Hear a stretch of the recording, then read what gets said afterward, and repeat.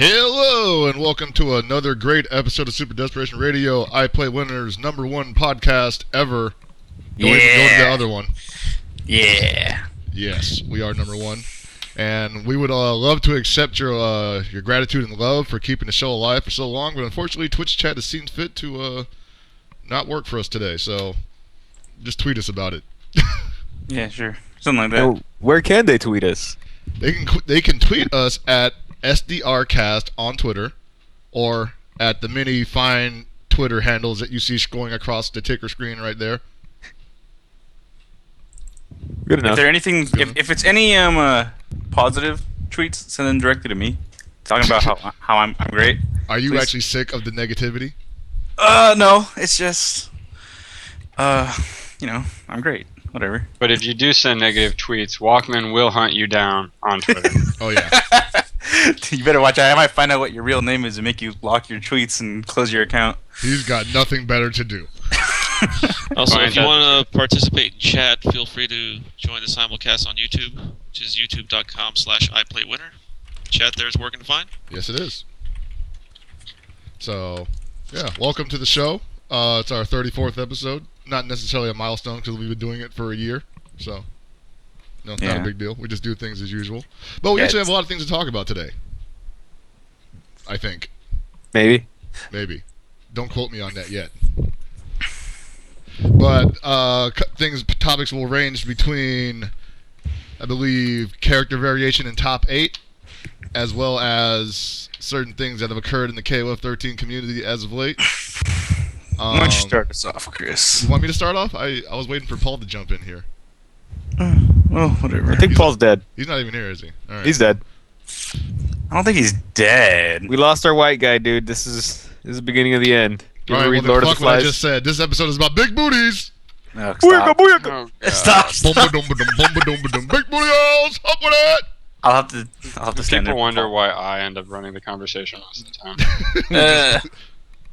Nah, just go ahead, man. I'm going crazy here.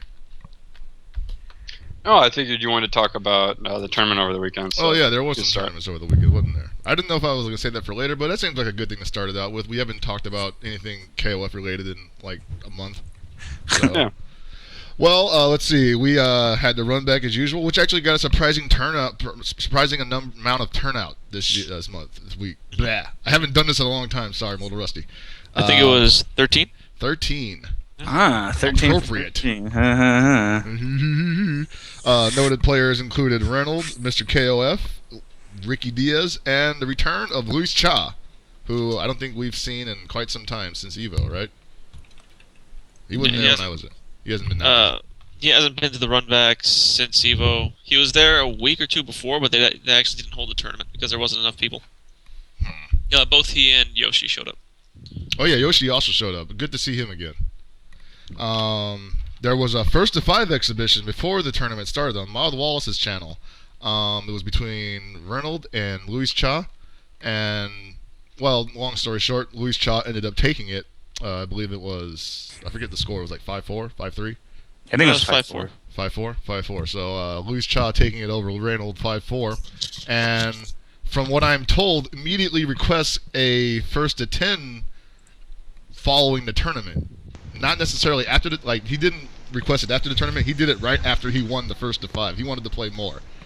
So Reynolds accepts, and they go through brackets, and the brackets were pretty much standard. You know, the heavy hitters bopped everybody, and the new players, some guy named Yasumi, surprised That's everybody. not a new player. That's I know. God damn it. He just doesn't want people to know who he is, but that is DJ Mir. Yasumi actually improving. I can't talk shit about that kid anymore. I mean, other than just how he is. Did a pretty good job, got pretty far, but Reynolds ended up taking the tournament, knocking Luis Cha into the losers bracket, I believe. Yeah, he knocked Luis Cha in the losers, and then Yoshi actually beat Luis Cha, knocked him out of the tournament. That's right. And Ricky Diaz knocked Reynolds into losers. Which is, I actually found it pretty exciting to see the Reynolds coming from losers in a run back, because usually he just powers all the way through, and his only real obstacle is generally like Mr. KOF or Ricky Diaz. So this last run back was pretty exciting for me. So Reynolds takes a run back. Following the run back, the first and 10 happens. And from what I'm told, it was not streamed, and it ended up being 10-3 in Reynolds' favor. Was it 10-3? I believe it was 10-2. It was 10-2 or 10-3. Enough It's of that. if you guys want to watch it, it's on Dream Cancel's YouTube channel. I think it's youtube.com/DreamCancelSNK. Should be the latest video up right now. Yeah. Pretty It's good a quality. nice 42-minute long video, I think. Some people say it took too long. Others I still say think Luis not long Cha. enough. Yeah, I still love watching Luis Cha's K. He's, like, no one has a better K than him in the States. No, he does. No, they don't. I definitely saw some improvement in Luis Cha's gameplay. He definitely has been doing some things that are not very classic to his playstyle. I'm not sure if he played Kim before. Was Kim played one of his Kim. mainstays? Yeah, he played Kim before. He replaced Andy with Kim. Okay, that's what it was. Yeah, But he didn't use Kim as much as he did this time around. Right. So, that was interesting to watch, and of course Reynolds with his cavalcade of different characters from the cast, always willing to show off new tech and whatnot. Although I think he's pretty much like married to Duel On right now. Probably. All right, so that happens, and then in addition to the run back, we also had Coliseo, which took place in Guadalajara, Mexico this weekend. And- Coliseo. Coliseo. Mhm. Coliseo. It's Coliseum. ColecoVision. Caligula. Ah, yeah, ColecoVision. Yeah, the ColecoVision tournament. Caligula. Yeah. Okay. I think did anybody else watch that? Was I the only one that was watching that? I didn't watch any tournaments this weekend. I couldn't. When was it? Because I was kind of busy this weekend. It was Saturday. Was it Yeah, Saturday? Or was it didn't see Sunday? it. Might have been Sunday. It was Saturday Yeah. and Sunday, I believe. Yeah, Sunday was Okay. the finals. But That's the day I after. definitely didn't see it because Sunday I was doing a whole bunch of junk. All right, so I catch it on Sunday, and they were running KOF top 8 at the beginning of the day's action, and I mean, for the most part, like, Mexican KOF is pretty standard for Mexican KOF play. Like, there was a lot of impressive rush down maneuvers and whatnot, a lot of aggressive play, and the big story of all this is the return of Bala to I wouldn't say huge tournament, but he definitely got that popularity pop he hasn't seen in a long time. Had a lot of international attention on him, mostly due to one Filipino champ who was visiting Guadalajara, Mexico for this tournament alongside Chris G, and I guess the two ended up meeting at some point during the event's proceedings and had a conversation, according to Filipino champ. And quoting Filipino champ, Ball went on record as to say he's the best KOF player. He's beaten, as he said, he's beaten Kula, and Reynolds never beaten him. So he's the best. All right, now, first of all, I'm going to preface this with, we don't do the whole drama pot stirring here at SDR. We don't like to, start shit where there isn't shit. I don't think we even like to talk about shit, really. So I'm not here to say, this is a bunch of bullshit or anything like that. I just find it interesting, and, if people miss this, then they have the right to know, because whatever reason. Anyway. I mean, to be fair, I've never lost to Reynold also. This is true. And that's I think the one time I played Randall, his sponsor said I have a better Maxima. This is true. This actually happened. You put that on your resume, man. Yeah, that's why I'm trying to get this work.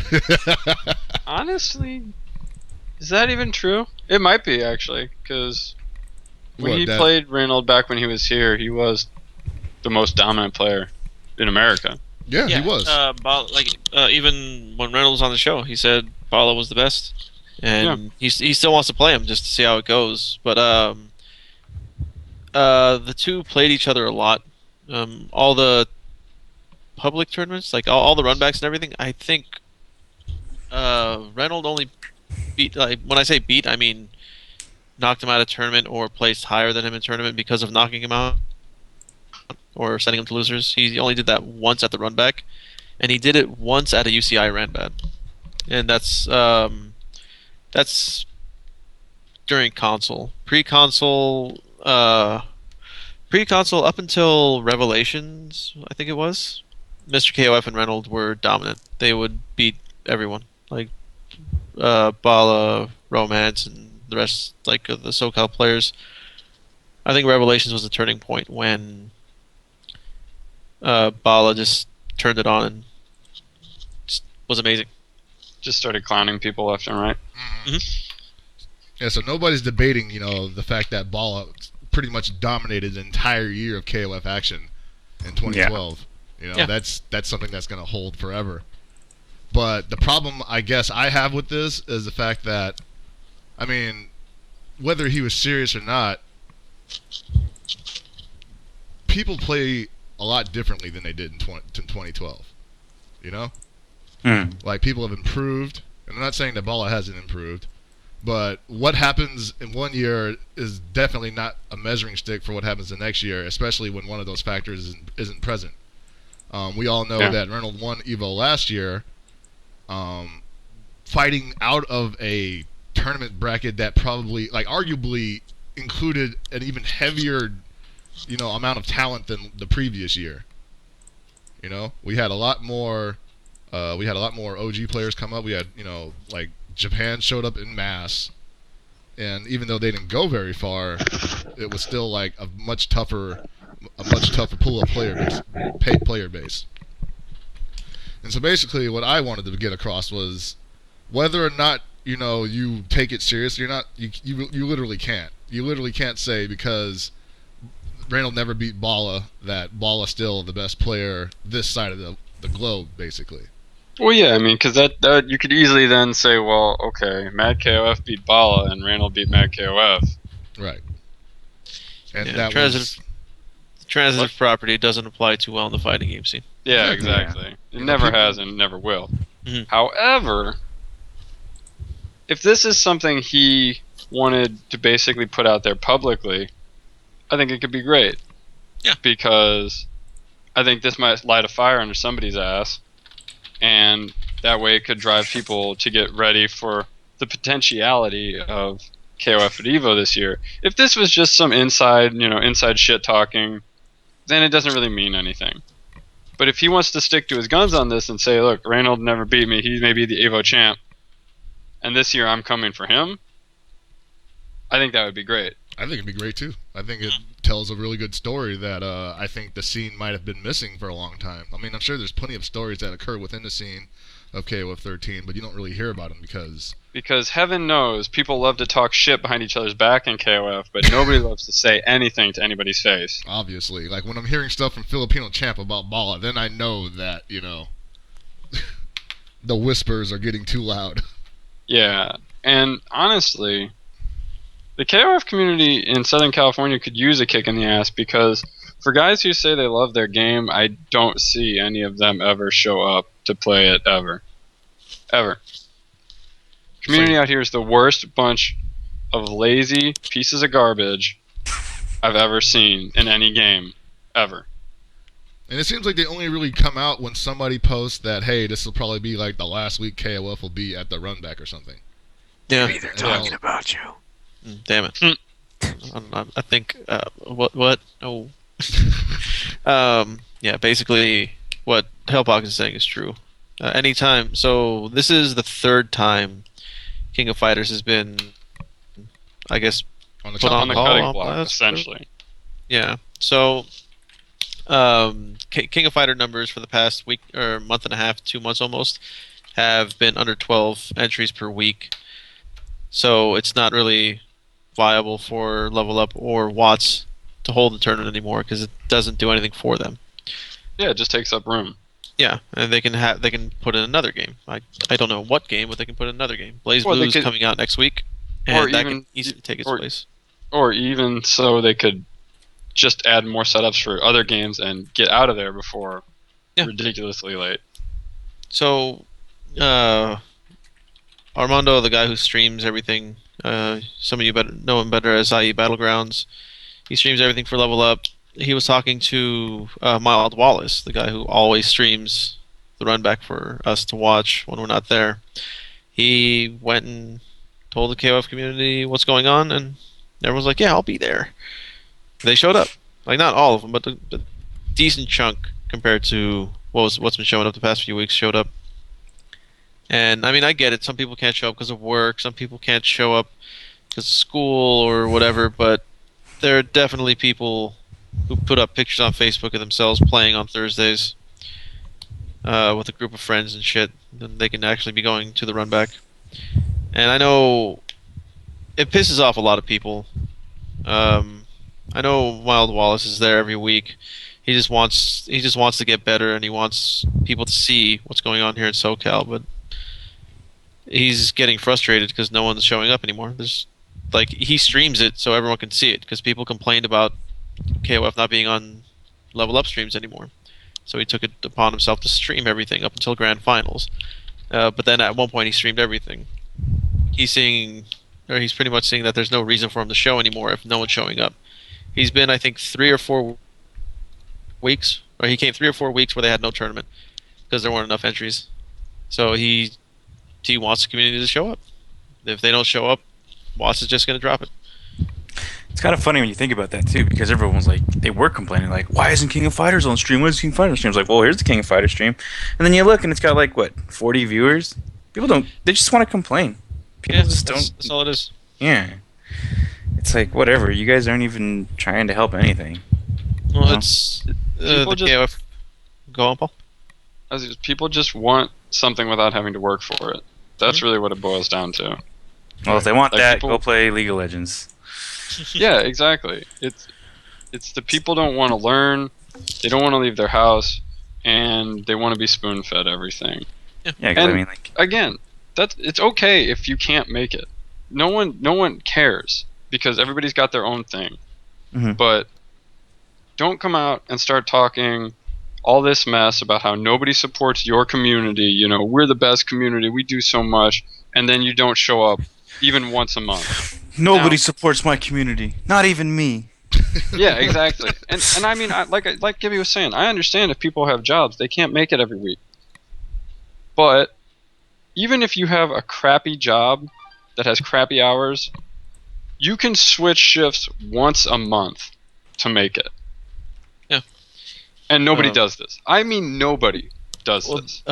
there is actually one person, Zappelli. He does that. Like he will there you go. rearrange his schedule just so he can go to the run back. And he's got. He hates his job. His job is crap, but he tries to make it out to the run back as often as he can. Is he one of the top guys? No, but he's one of the biggest supporters. He actually Like likes he- going there. That's the thing. Yeah. Yeah. But I mean, and it makes it hard because there is nowhere online where all these people could aggregate to schedule like one Thursday. It's like, okay, I can only get off this Thursday. Could people try to come this week? But there isn't anywhere. There's really crappy Facebook groups that all people do is just yell at each other. Nothing gets done. There's Dream Cancel, which nothing has ever gotten done on because it's a piece of shit. And it's worse than Dust Loop. I said it. And SRK is worthless. Equally worthless because the KOF community either never went there or it's just the Capcom guys who are not in with the SNK guys. So you'll have some people trying to get at each other on there, but the majority of people who've been playing KOF and who could teach new players KOF are not there. They're just talking to themselves. They're talking to their friends who have been playing KOF for years. So there's nowhere where people actually can meet up and talk about the game or actually encourage learning in the game at all. It just doesn't exist. Mhm. And then you have all these people who've been playing KOF for years who are acting like it's still the goddamn 90s and they don't share tech with each other. So what? What are you going to save your tech for that big tournament where there's 5 fucking people because nobody shows up because you've been withholding tech from them? Excellent. Yeah. Big man. How does this make a community better?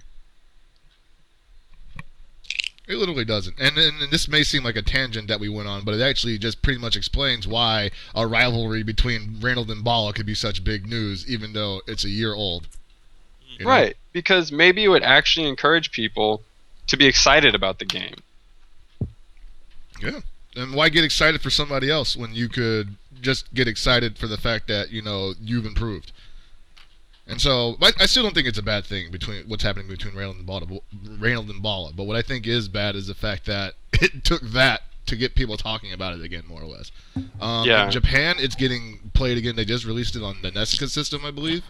So it's getting, a lot of play, and in some places that, historically didn't run KOF 13 tournaments and stuff. Yeah, and and by the way, just so people know, this is only West Coast I'm talking about, and Southern California in particular. East Coast has actually been grinding it out pretty hard, and they seem to be getting decent numbers for at least bigger tournaments out there. And they're getting good. That's the other thing. Like, Yeah, some of those guys out they're- there are actually pretty good. They're grinding out, and they're actually improving. And It's then a- you even have the Midwest, who they're so much more sparse. But even those guys will show up to tournaments, and Yeah, they'll and play the even, game, and it's like, to further who do they clarify, practice against? there's also the West Coast, not including the Northwest, because apparently Seattle and Oregon are actually, playing the game. Yeah. They actually They had a also had a tournament this tournament this past weekend. Uh, I didn't watch it, but I knew about it. You knew? I didn't even know about it. That was the thing. Like, I've been kind of busy this weekend, so it's not really, speaking to how big the tournament was or whatnot. But Juicebox Abel was there, so. Well, And what's he you call know- himself now? King, Juicebox King. I don't know. We've crapped on his videos on this show and his tutorials, but at least Juicebox was out there trying. That's more than I can say for scene veterans who've been playing SNK games for for more than a decade, and could be explaining a lot of the weird, inconsistent things in the engine that people don't know. Coming into SNK games, this is the first SNK game I ever tried to play. I had no idea what alternate guard was, and why it existed, and things like that. And if I had actually not talked to Gibby about this game at length, I might not have ever known, because nobody sees fit to actually explain that shit.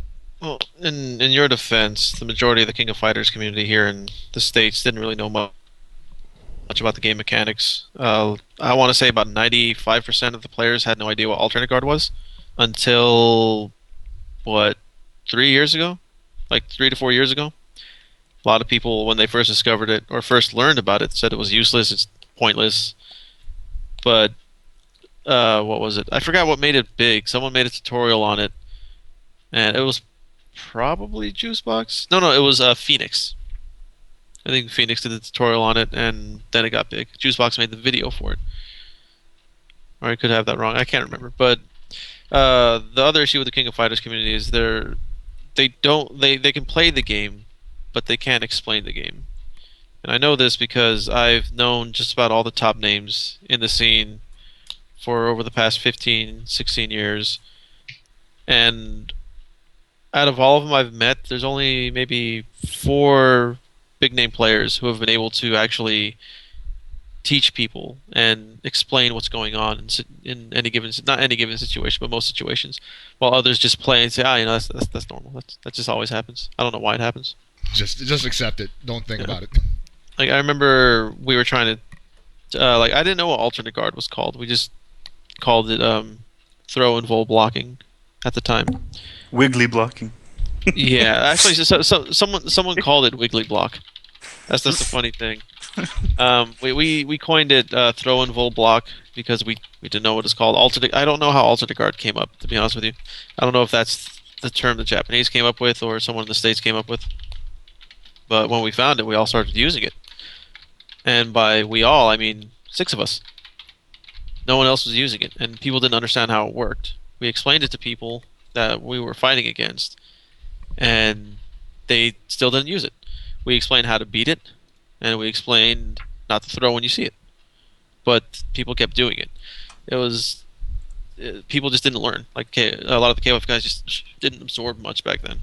And I know the community was smaller. Nothing like how it is now, where information is distributed much faster and is much more widely available than it was back then. But when you're in an arcade playing with the same group of players, or you're going to gatherings with the same group of players, you figure everyone would pick up on each other and people would listen to one another. But it just wasn't that way. A lot of the KOF people just played their set style, or my favorite, they would copy whatever they saw. Like, they saw, like, oh, hey, I just watched this Japanese match video. so and so did this, so I'm gonna start doing that now. All right. Do you know why it works? It works for him, so it must work. That's why it works. Okay. What? No, I'm not joking. I've had like I was never good at 2K2.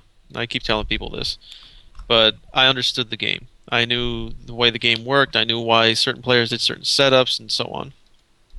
Nocturnal and I would talk to a lot of the 2K2 players here in SoCal, and a lot of them would try to copy what some of the Japanese players were doing, and they just copied it because they were doing it. It was working for them, the Japanese that is, and it wasn't working for some of the guys here in SoCal. They couldn't figure it out. Like it's like, oh well, he does it, it works. I do it, it works against like weaker players, but not stronger players. And mind you, when I say stronger players here in SoCal, we didn't have any legit strong 2K2 players. Like everyone was just average at best. Our best was a player named the Beast, and not the same Beast as on Team Chaos. They didn't learn. Like no one really learned. They just stuck to the same things. Like the majority of guys out here chose Vanessa to do. Like they picked Vanessa Anchor or Vanessa Second just so they can do the punch loop over and over in her BC combo mode. They used ABC because that was the thing to do. And no one can explain why they were good. I have talked to so many people till this day that played 2K2. I asked them why were Athena, Billy, and Choi so good. No one can give me an exact reason why. Oh, they're just the best. That's what I've been told for 10 years now. They were just the best. And I've seen Nocturnal actually go into detail as to why they're the best. Oh, Some people just, I think it could be a matter of having time to sit down and explain it, or it could be a matter of not being able to put it into words. Some people really don't know why it works. Oh yeah. Like the people who don't know why it works, they're the people that get me, because you need like if you don't know why it works, like you're not gonna know how it gets beaten. If you can't explain it, I know people who know things but just can't vocalize it in any way. They don't know how to explain shit, and I get that. There are a lot of people out there like that. But the people who can either don't, or they want to keep it for themselves. One or the other. And it's always been that way in the KOF scene. Or just the SNK scene in general. And then you've had, like, I'm not joking, you've had maybe, BBH, Knock. I'm sorry, I'm going through a list in my head. I want to say at most 6 to 10 people trying to share information just in the US. And there are other people trying to share information from around the other parts of North America, but people wouldn't listen to them because they said they're assholes. Or they're not important enough. Like, we have people in SoCal who would like to share information and have done a very good job of gathering it and analyzing it. And, we listen to them. We hear what they have to say. But a lot of people have never even heard of these people. Guys like Choi Sauce and, whatnot. Like, say what you want about him, but at least he's trying to put together stuff. He's trying to put together information and convey it to people. And he's always been quick to relay information to me, I haven't always listened, but I can never say that he never told me anything. Well, it's one of those things that's gotten worse over time. Like these days, like here, I'll just like Walkman. You can put out a video explaining how to beat every single Kim setup. Okay, how to make Kim like an average character or whatever. How to just oppress him to where he can't do shit. No one will watch it. No one will care because you're a nobody. Yeah. Yep. That's how it works these days. Before, whoever put a video up, everyone saw it, everyone watched it, like, oh shit, this works? Didn't matter who you were. Nowadays, your name means everything. Like, that's one of the reasons why everyone believes everything they hear from big names. Like, there's been a bunch of information that several big names have put out, and it's just been completely wrong. We've told many of them it's wrong. And some of them go, oh, really? Oh, okay. Thanks for letting me know. While others deny it because, why are all these people doing it? And one of the things is trip guard anti-air. I keep bringing that up. And that's like one of the most frustrating things for me. For how long was I yelling at people for this for? A year and a half, 2 years or something? Something like that. Probably more. And people stuck with it just because they heard 2 MLG commentators say it and explain it. And then keep using it throughout the tournament. And it drove me nuts. Like, they like everyone has learned, not everyone, but most people have learned that it's not in the game, but there's still people who talk about it because they don't keep up with all the information going on, and it sucks. It does. You know, and part of the problem with that is that there's a lot more people making videos these days for everything, and Mhm. I guess, you know, sifting through what's good and what's crap is harder. Oh yeah, But yeah, you still had those idiots that are like, oh, he's Hanzo Gonzo, he's a troll, he doesn't know what the hell he's talking about. But personality stuff aside, he knows the game. Yeah. He knows the game really well. That's something a lot of people can't do. They can't put aside their differences with someone. Like even if they don't know them personally. It's like, oh, he released this is garbage. I don't even need to watch it. Yep. That's unfortunate. I would almost say that if Hanzo Gonzo put out a video but then like didn't use his name, it would get watched more than if he put his name out. That's iffy. But exactly what you I mean. would Like watch people have preconceived notions of how people are without actually really knowing who they are, or whether or not, even if you don't like someone, the information is still valid. You know, you could not like someone and be like, "Oh, man, I hate God, what's his name? I can't even say his name right. What is it, Euclid or something like that? Man, I hate math and all this trigonometry. It's all crazy. I'm never even gonna listen to this guy. You know, angles and all that. This stuff's for nerds. This guy doesn't know what he's talking about. It's like, no, you know, he's perfectly valid whether you liked him or not. It's, I don't know. The measure twice and cut once. Fuck that. And then, you know, it makes you wonder: do people actually go out there looking for information, or do they just not do anything? Well, most people want information given to them. They don't, like, especially these days. Like, before, people would hunt down information. There were so many different video websites to find shit at. Now, everything's on YouTube. And people try to find all the videos, and you can't find everything. All you really find on YouTube is combo videos. Right. And that's that what actually, a lot of people watch, and that's what a lot of people try to emulate. And I would actually argue that, I would actually not necessarily segue into that, but I wanted to bring up that some people were talking about what to do during dead air when you switch between games in a tournament, right? And usually it's like, you know, backdrop, some generic music, whatnot, and then they might open up a tournament series with an intro video, and then in our case at Evo, a combo video. And the thing that bugged me about that was they told me when they told me I was going to commentate KOF 13 at Evo, the one thing they told me was be informative. And so I think to myself, okay, I'd like to be informative while calling the action, but I'd also like there to be, you know, some prior discussion at least to how things are going to work. If it's going to be that archaic, you know? Like, if people are coming into this not knowing anything about KOF, I'd like them to have, like, a primer beforehand. And so I thought, how about instead of a combo video that just displays a bunch of stuff nobody's ever going to use inside the match, why don't we do, like, maybe a whimsical tutorial video? It's got to be, like, maybe 45 seconds, 2 minutes, I don't know. Just give them the basics, get them interested, and then watch it unfold, and they can make their own conclusions based on the information they were given beforehand, and then they actually feel like they're learning something. Kyo runs afoul of a Rekka. Yeah, you know, you can even do it in black and white, and like Sanchez can be in a damn lab coat, and I can be the dunce, and he can be like, "Don't be a hell pockets, you'll get a finger wag." Oh my god. That You would know? be a hell pocket. Well, and with tutorials, we have like many tutorials out there for King of Fighters 13, and like seriously, the sad thing is the best tutorial right now is still the Danny J tutorial for 98 that he made. Oh, was it 5-6 years ago or something? Yeah, and we had already like, you know, discussed, like a lot of people have been discussing when it came out that was like, this is not going to be, you know, useful for future KOF games.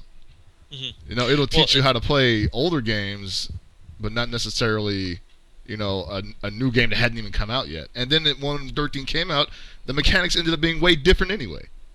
Not so much way different. It's just jumps were improved significantly. Like jumps are so much better in 98, or I'm sorry, in 13 than they are in any other KOF. But this tutorial still holds up. It teaches you how to play fundamentally sound KOF, which works in 13, or which can work in 13. Problem is, why would you play fundamentally sound KOF when you could just hit a crouch B, go into HT, and kill? There's no reason to. Outplayed. And that's what I've been doing. Every time I beat someone with an AC combo when I know they should have won. I'm like, damn, I outplayed the shit out of you. You should have known that was coming. I had the full drive bar, man. Why'd you even come at me? And that video, there's a video with what Mr. KOF and I believe Cafe It's Such or Cafe It's Juliet K. It's one or the other, where Mr. KOF takes him to a pixel of health with like some crazy Ash combo, gives him all the meter in the world. Mr. KOF is at full health, and the other player hits a jump D, goes into HD mode from there, and dead. It's like, damn. It's, Because Ash can't kill anybody. yeah, just Mr. KOF was outplayed. Simple as that. Outplayed. Washed up, has been, never was. Washed up veteran.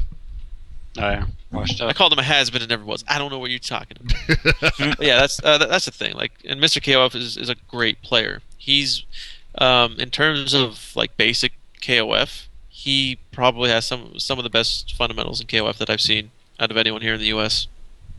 And you see it in his 13 game. He uses it a lot because he turtles, and people don't like that. Problem is in this game, turtling doesn't seem to work too well because the pokes in this game are pretty bad. But Mr. KOF finds a way to make everything work, and his reactions are good. He's a great player to, like, if you pick apart his brain, he's a good player to talk to when he uses the right terms. Because he's a lot like me, where I don't know a lot of the general terms. We just made up terms for stuff. He calls K's quarter circle back kick wheel kick, I don't even and get that's that. that's not a wheel kick. Yeah, I don't even get that. I'm a big fan of the damage indicator for Mr. KOF, where he tells me that combo does a lot of blood. It's true. I want that into more popular use. So there you go. We're gonna popularize that phrase. We're gonna do that. Like, and the thing with Mr. KOF, he's a great player. People know this, but oh no, he didn't get top 8 at Evo. He's not that good. I don't know what people like. You saw him lose. Oh my god, that was bad. Like, he's not really good. I don't know why people say he's good. I hate that shit. I would like to see Mr. KOF play Bala. Um, People would be like, why? he did pretty well against him. Oddly enough, the player who did the best against Bala was Four Leaf, Reynolds' brother. Because he's so unorthodox. Mhm. But it worked. He'll almost kill you with a combo and then just hang himself. No, he'll almost kill you with Yeah. a combo, and then he'll just let go of the stick. What are you standing for? Well, he won't actually let go of the stick. You'll just think he did. Yeah. Yeah. No, Just Let grab it Jesus extra take the tight. wheel.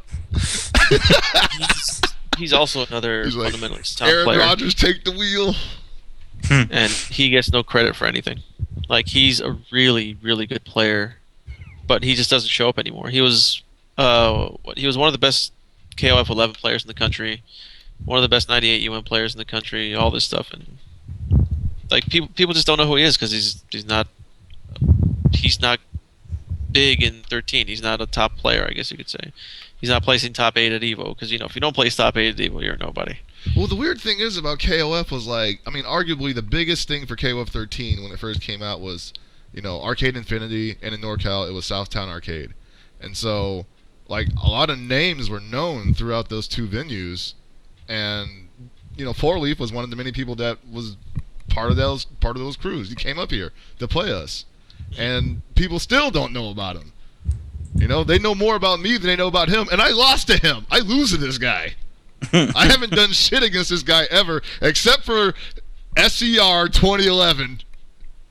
Like, the fucking smear job heard around the world. And they still Oh, don't you know mean who when he you is. cheated? Yeah, when I Yeah, fucking that's cheated. what I was gonna say. When SoCal got me drunk and then told me I had to go play a match. And I cheated. There, I said it. It's like Hey, a man, weight has been nobody lifted off got my you drunk shoulders. but you, dude. Nobody got you drunk but you. They just pumped it into my veins, man. I don't think that happened.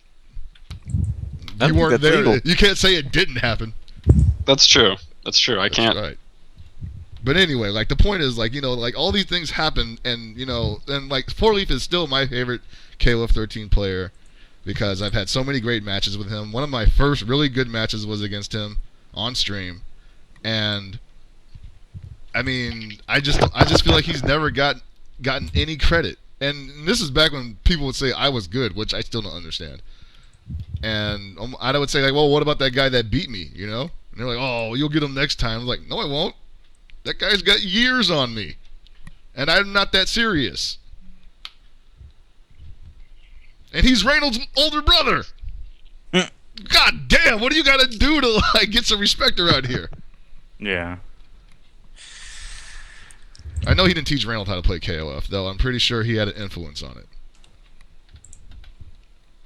Anyway, though, that's just the nature of what we do now. You know, it's like it's almost like a crapshoot on who's going to be taken seriously and who's not. And if you're not taken seriously, that's fine. You shouldn't be in this because you want some kind of e-fame. You shouldn't be jumping on new games because you think nobody else is there, and therefore, you know, you'll be in on the hot new thing, and therefore, you know, you're basically famous by default.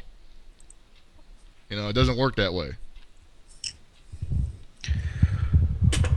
Well, anyway, I think we're done. default. ranting about that. Oh, by the way, I'm pretty sure Reynolds will buy Bala Tino.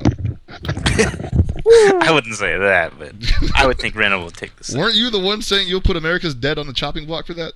Well, yeah, I definitely would, because I believe in Reynolds, but 10-0, that's a bit exaggerating. Exactly. So what we got to do, guys, if you're listening, what we got to do is we got to go to Capital City, and we got to tell them, hey, this guy Reynolds is going to money match this guy Bala for the entire national debt. And if he wins, Mexico gets the bill. I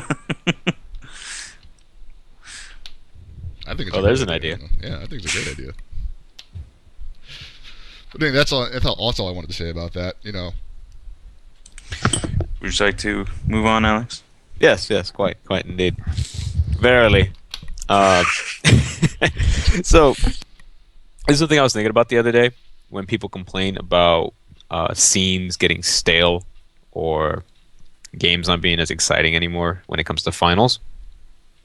And the example always comes up to Third Strike, because it was the most popular game at EVO for a good stretch of years, dwindling down up until its final appearance in 2009. And the record that it has is that it was the All Chun-Li finals. And that's kind of true. The thing people don't realize, though, is that prior to a stretch of 3 years where that actually was a problem, it was relatively mixed. 2003 was the first year it was officially at EVO as like a headliner, and first place was Yun, second place was Ken, that was KO and Daigo, and then there were Chuns, but they were at the bottom of the bracket of top 8. There was only about 3 of them, maybe. Definitely Ricky Ortiz, definitely Nuki, maybe Mopreme as a pocket character, and obviously he didn't do that well with her because he got 7th. Following year, only 2 Chuns. Then we get to 2005, and it is 5 Chuns out of potential 8 players. 2006, 3. 2007, 4. All right. 2008, all Chun-Li top 5. Jeez. With Tokido breaking out his, what used to be his primary character of Urien, and proceeding to get walloped. Because I remember this was a huge thing that he brought out this character. Like, Tokido was one of the people that showed America the power of Aegis Reflector. There's a famous match of him building meter against Justin Wong. Justin lets him build both meters. It turns into an Aegis spanking room combo exhibition, and then, you know, everyone loses their shit. So this was kind of like a throwback thing in 2008. He brought Urien out and just proceeded to get the shit beat out of him.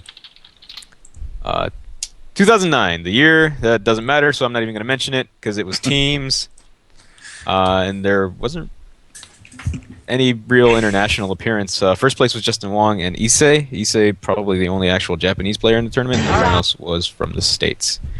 The point I want to make from all this information is that the memory that everyone has about Third Strike is that it was all Chun-Li hiding behind a table, which is true for the years that it was most prominent.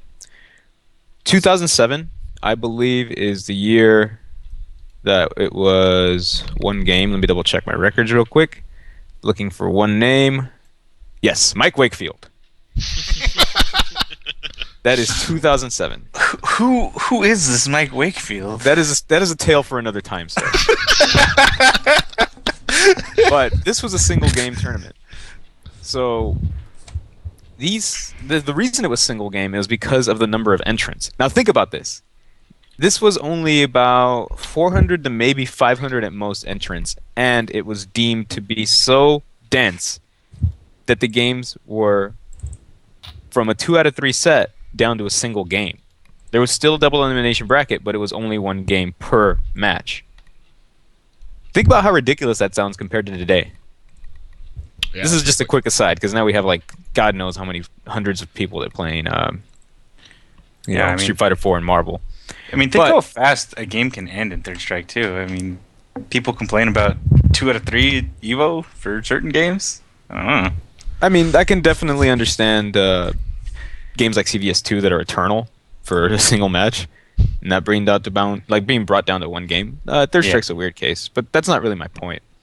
My point is that in its most popular year, there was still a decent amount of character variety. Sure, Chun was still very dominant and represented about half of the potential cast, but beyond that, you had Asian Hitler with Necro there. There was a Makoto with Makoto Mike, obviously. Ed Ma with his usually on point Ken, losing to the Asian Hitler that year. And it becomes a game, or it's remembered as a game, that became really stagnant. Which is a shame because there's so many people in the United States right outside that top 8 that are amazing character specialists. I remember Ray Ramos, a good buddy of mine, Hugo player, Necro player, Dudley if he's forced to, losing to Asian Hitler somewhere around top 16 or even maybe 9th, I'm not sure. There are a lot of people that didn't make it. But what people remember is the results for top 8, which is a bunch of chuns, and it makes the game seem really shitty. Now, ultimately, as a player, I really don't give a fuck what's represented, right? I wanted who's best to win.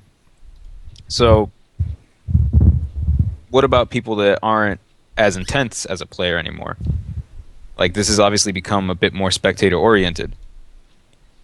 Do you think that games that become this stagnant, where you can basically predict the results and just say it's going to be an all-Chun final, or it's going to be an all-Morrigan final, or there's only going to be Akumas in top 8, depending on the game, do you think this starts to be a problem? Like, does this start to spell the end of a game?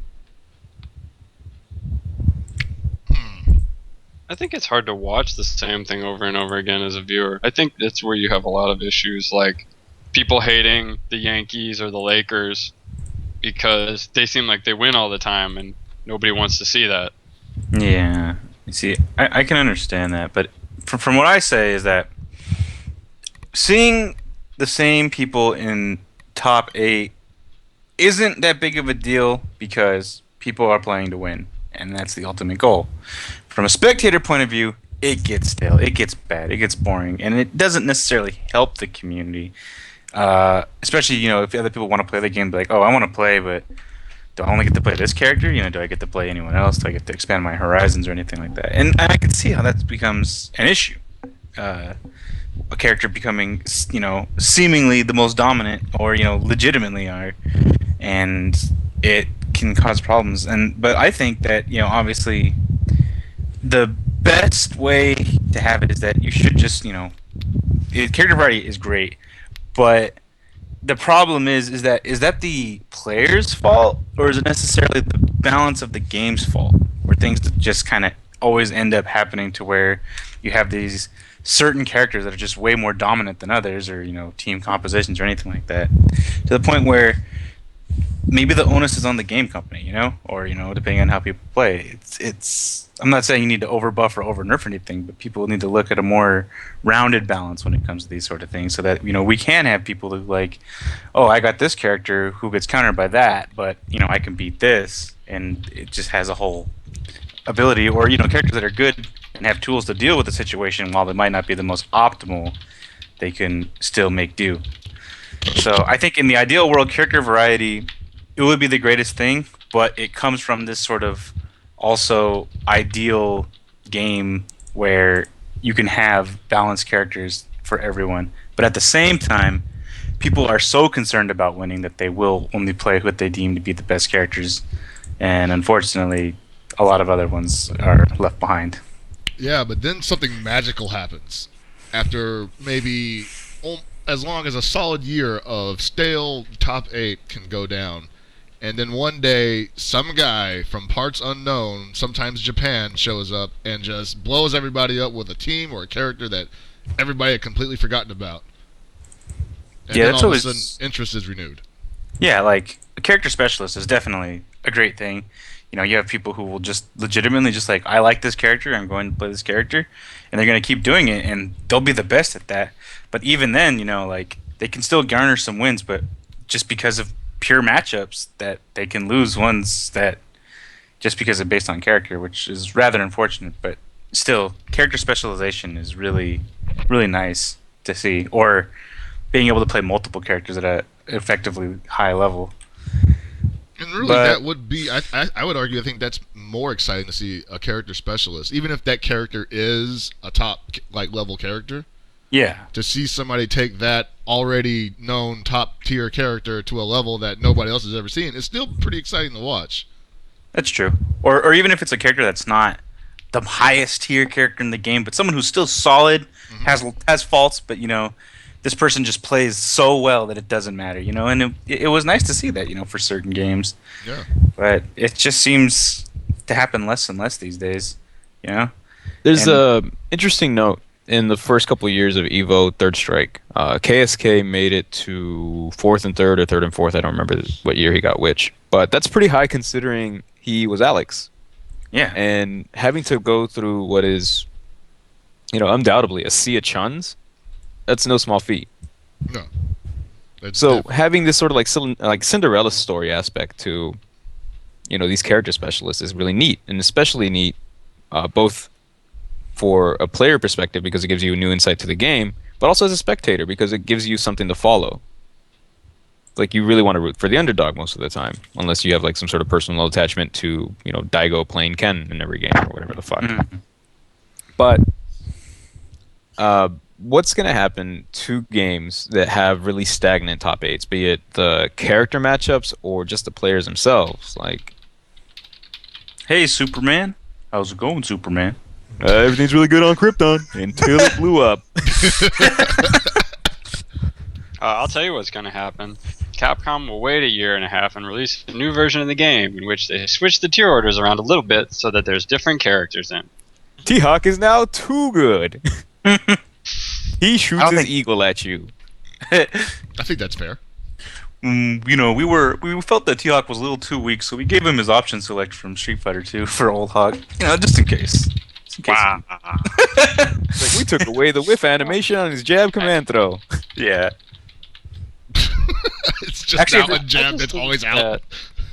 No, it just. I think there's there's no two whiff. things about stuff like that. It's either, like you're saying, Walkman, either the balance of the game is so bad, and that more than anything is what creates the boredom and discontent with the game. Mhm. Because let's look at Marvel vs. Capcom 2. It was roughly the same 8 characters in maybe different orders for top 8 for most years of Evo. And people still talk about how exciting that game was because the matches were still good. It was Yeah. a dynamic game. Even though all those characters had the same tool sets, the way an individual player played the game made it exciting because everybody had different styles. The Well, problem there's also. with some, Go ahead. I was going to say the problem with some games is that they pigeonhole you into playing one style so that you see the same character played the exact same way for all of these matches, and that's not fun. No, it's not. There's no individuality. Because there's an interesting note about the year that Sanford beat Wong, and that's that he did it with a Cable team. Mhm. And Cable, even though he's one of the undisputed gods of Marvel vs. Capcom 2, is not a character that does well against the other gods. Magneto can just rush him down, Storm can do the same, or run away, and Sentinel is just an oppressive fuck ass. But he did it. And that in and of itself is fucking amazing. Because to win with the Cable team that late in the game's lifespan, once Cable has been figured out and once Rushdown had become much more optimized and efficient and prepared to deal with, you know, bullet spam and laser beams everywhere, it's way more impressive for Sanford to have done that. So you have to wonder, what would have happened for a game like Third Strike, which was obviously super stagnant in its last couple of years, had it kept going? There's an obvious thing when you watch Japanese match footage where they didn't stop playing the game, where Chun just either falls out of favor because she's just that strong, like you don't see people play her that much, or you see people that are so prepared and so knowledgeable about the game that they know what to do against the character. A player named Genki, one of my favorite Alex players of all time, can just go up against a Chun and know exactly what to do. Be it solid play or be it gimmicks, he knows what to do. These were players that could have potentially come over in the years after 2009 had they given the game another chance. So it's really odd to say whether or not an extended lifespan can just breathe new life into the game because people will just ultimately and unofficially soft ban characters, or if it's just going to be something like the game just evolves enough that that character doesn't become as dominant, like other characters are explored more and found to have matched that character, or maybe even beat them. Because the tier chart for Third Strike has definitely just looped around all over the place as the years gone by, where characters that used to be considered to be really crappy, like Hugo, are now kind of just decidedly mid-tier. So do we just wait these things out, or do people take action at this point? I think it's hard to wait those things out because, back then it was easier because we literally had nothing else to play. It was like, you're mad about Marvel's tier list. Well, what else are you gonna do with your life? But now these days it's like something's coming out almost every year, either an update or a new game or another game you might be interested in or something, right? And so some people will just walk away from something that they may have enjoyed for years just to try something else out. The option is there now. So it's kind of hard to ask people to wait when the companies won't even let them. That's actually a really good point. Because Street Fighter 4 has how many revisions now? This would be 5, I think. 5, right? Yeah. So what was considered to be really dumb, like exceedingly dumb, AE Yun and Yang? Yeah. They were obviously just super oppressive and just warped the games in ways it wasn't meant to be played. That's obviously an extreme case, and it doesn't have the mechanics that Third Strike has for dealing with stupidity. Just parry in and of itself creates problems for Chun if you're really good and your reactions are impeccable. AE doesn't have that. So there's obviously a need for a change. Right. But in that case, AE was supposed to be a change where I think a lot of people argue that originally it didn't, like Super apparently didn't need changing. If you, a lot of people retroactively will say, Super was the pinnacle of Street Fighter 4. And then AE came out and fucked it up. And then AE 2012 came out and tried to patch it up, and people were still pissed. I mean, obviously you can't please everyone unless, you're some kind of genius and you've figured it out. You cracked the code that this is what unanimously everyone enjoys. But yeah, you can patch a game a whole bunch, and patching it a lot and listening to so many people kind of causes problems. So you need to have a whole, you got to realize what is the biggest problems and what can I do for people that are weak and what I can do about people that are too strong, and just try and balance it with a picture in mind. We understand that certain characters are just going to end up being better, but we got to maybe figure out how to have people be able to deal with said things. And rather than just I'm going to nerf the damage on Guile Ultra 2 because I don't know why. Yeah, that's been my problem with it the entire time, was that, if you're going to change some things, fine, but you don't have to, completely, make a character irrelevant, Mm-hmm. You don't have to make somebody so hard to win with when that character was previously a little bit easier to win with. That's not necessary. Remember the garbage that Ono was saying that the Yun and Yang were intentionally, in heaviest quotations ever, made to be stronger because there is some interest in having a sort of David and Goliath kind of thing where it's hey, my character beat Yun. That's a feat. Yeah. I feel like Yang got nerfed too much, though. And, in the same veins, why would I play Yang when I can play Faye? Play similarly enough. Exactly. Strong normals, wreck a series. And it's just I I don't know. Yeah, like a lot of these things, like yeah, it is nice to take out a strong character until everyone says, if you can't beat him, join him, and then everybody's got a Yoon, everyone's got a Yang, you know. But the thing was for me was like you didn't really have to make it so all the people who jumped on the Yin Yang or Yun Yang bandwagon just immediately jumped off for Fei Long, you know? Yeah. It was just kind of like, You know, I always feel like a lot of people would.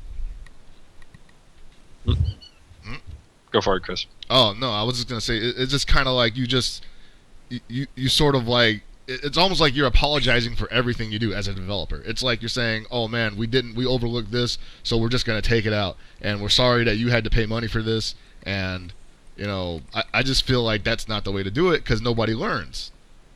Yeah. People just keep getting immediate gratification, and then they get pissed off about something else. Yeah. And you'd think after I 4 also or 5... think- Oh, go ahead. Sorry.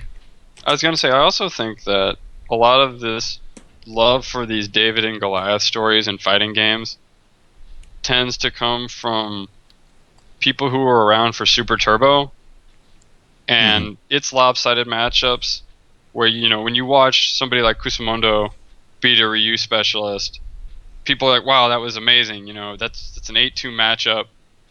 He's so skilled. But here's the thing people need to remember, for one. You don't know how many times he lost that matchup. And the other thing is, every time he lost that matchup, he didn't lose 8 minutes of his life. He lost Yeah. about a minute. The thing about newer games like Street Fighter 4 in terms of bad matchups is you suffer through that bad matchup. Because it doesn't take 2 mix-ups to kill you, it takes 5. or in the case of Geef, it might take more in some cases. Or- you get to sit and not do anything for 4 minutes.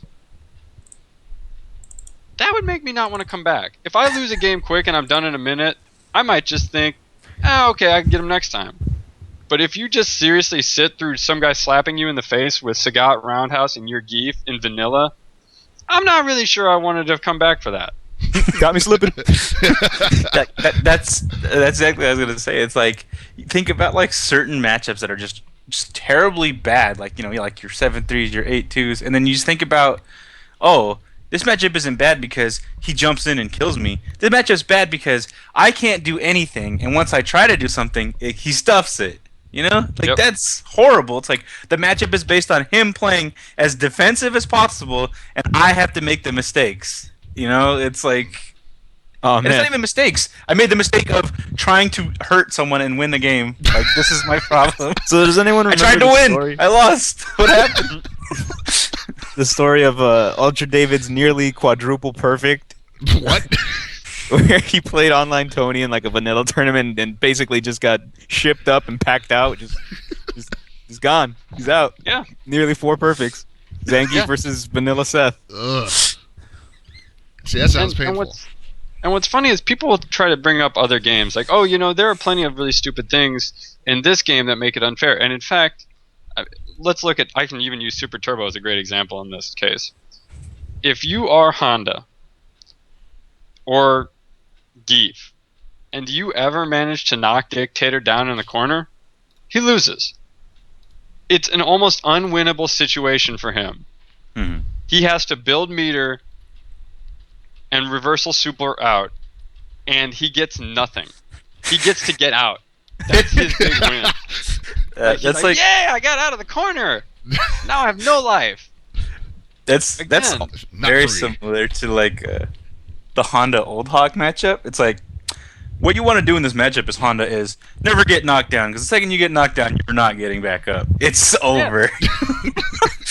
But what people don't realize is that matchup is so frustrating, but it's also really quick. There is definitely a threshold for the amount of pain and the length of pain. Like, How many dumb you know, decisions can I make? kind of like it's like pulling a splinter out. You know, it hurts, but it's gone in a second. This is like pulling a sword out of your stomach. It's really slow and it's really painful. And that's Ryu what keeps Super Mario throwing these feels like Hadoukens. every time. I have to EX Condor dive to get in. Oh, he blocked it. Now I'm full screen again. That time to work my way back in. Maybe I'll focus dash. Nope. Just got caught by low forward fireball supers and all that. You know, it's just something's just it gets excruciatingly long. Yeah, and the thing too is that the other problem is that if you look at ST as the barometer, a lot of advantages that those weaker characters have in ST, they don't even have in SF4. So although Ryu Honda is a terrible matchup, it's a terrible matchup because of the zoning aspect, because of the anti-air options that Ryu always has against Honda. There's a certain range, however, where if Honda's standing and Ryu throws a fireball and he reads that fireball, he gets to knock Ryu down for throwing a fireball. It's a trade, but he gets that knockdown, and then it becomes a mix-up for Ryu because Honda gets to walk at him. Such things don't exist in Street Fighter 4. It just doesn't.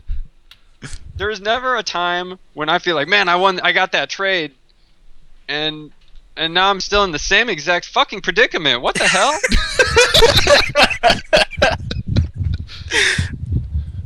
It's almost like you took damage to get nowhere. Congratulations, you succeeded. Your reward is Death. doing it again.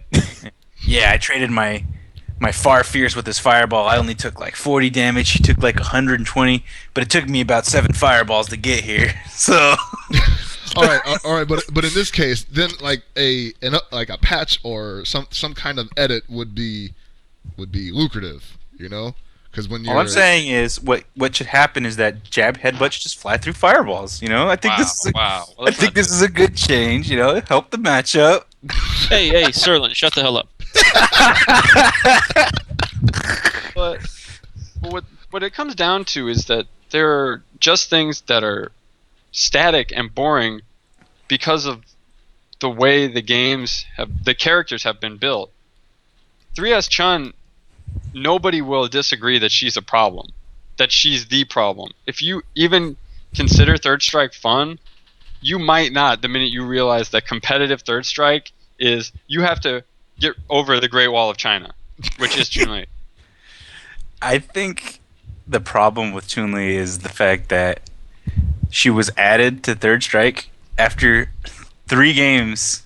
They decided to just throw her in there, and they wanted her to be good to appeal to fans. Like, that's a whole other thing about balancing towards the fans rather than the competitive play.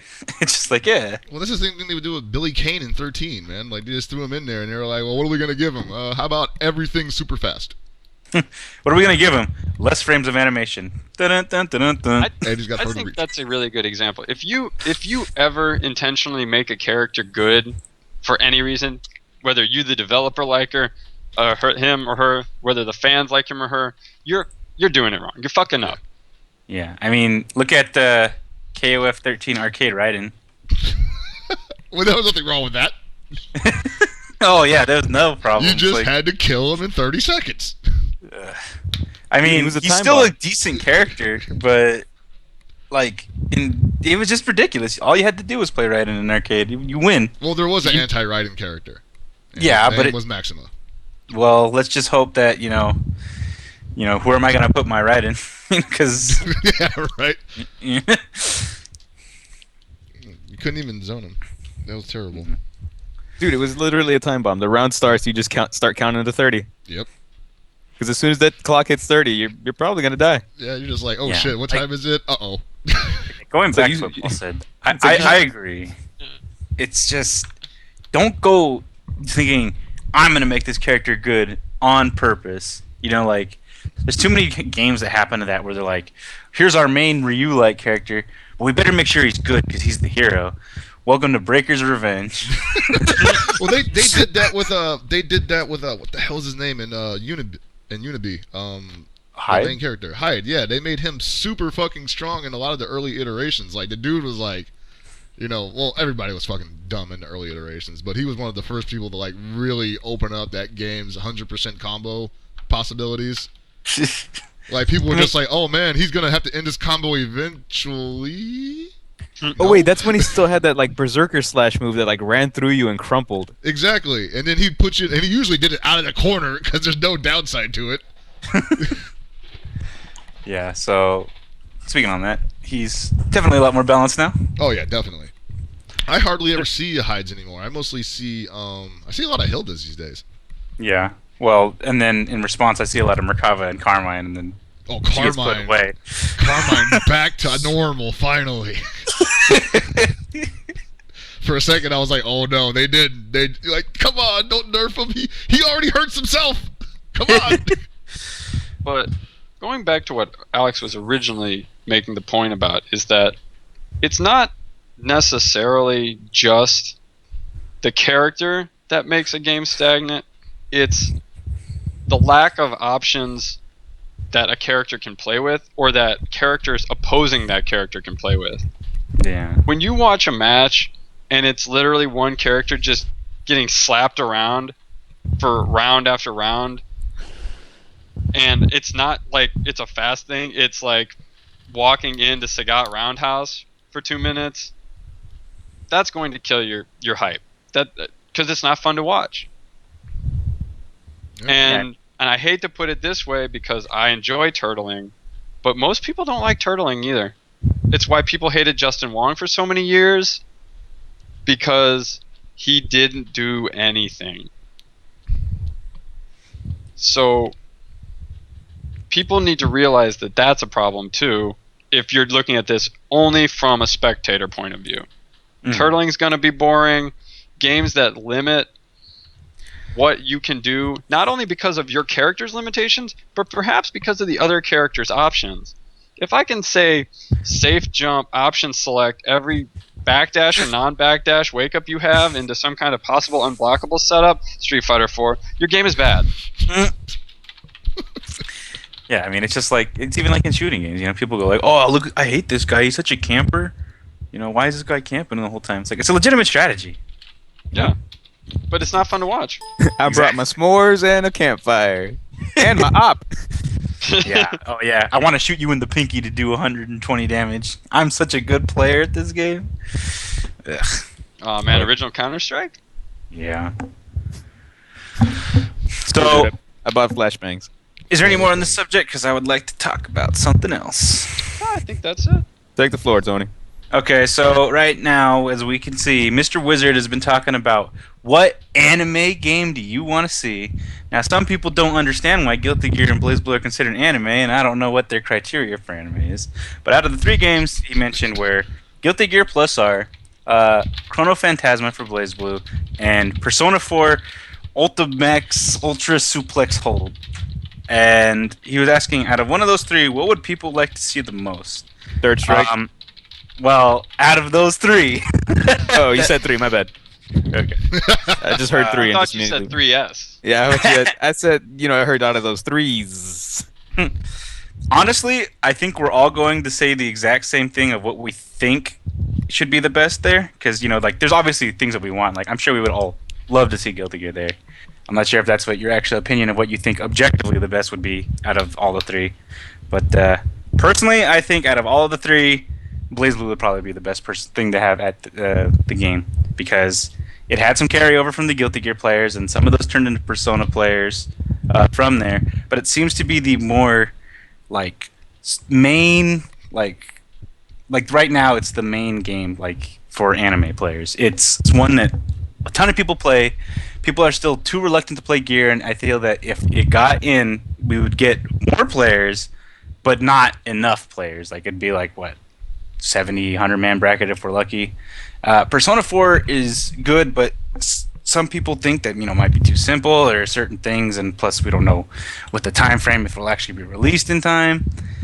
So I think that BlazBlue probably would be the best thing to have the most numbers along with it. Well, right now people are actually hyped for BlazBlue. That's the other Yeah. thing. Well, that's the anime game syndrome, What? New BlazBlue's coming out? Time to stop playing this old BlazBlue. Or That's true. Aquapaza or whatever else they're playing. No, My opinion- no. I like that. No. Well, my actually, thing- before go for you it, can go on, Paul, what game would you like to have at EVO? well, that's actually what I was about to say. Is Go ahead. that I think Persona would be the best because of the overlap of casual fans, casual fighting game fans who really like the Persona RPG games Mhm. and really played it. However, I don't think that game's going to be out. I literally don't. So I think it should be Blaze Blue. I have to agree with Paul. I think it should be Blaze Blue because, it's probably going to be released earlier. Even though it doesn't have the multimedia following as Persona does, it still has probably a larger scene overall. I would say that it just seems like the easier choice, Mhm. I don't even think like the Persona game will be out by Evo, at least not in America. And if it is, it won't be enough time to legitimize it in a Road to Evo thing. Because remember, that's also a big thing. Will it be at Road to Evos? Oh yeah. So you got to factor all that in. Ironically, I don't know if Blaze will be about by then either, because I'm pretty sure in America it's coming out when next year, February. They don't February, give March. months, I dude. think It's spring. Spring. yeah, right. it's, Yeah. Quarter 1. Quarter 1. Well, if quarter 1 is somewhere not before SCR, it's going to be a hard sell, I'm sure. And it will pretty much default to plus R, which isn't a bad thing for us, but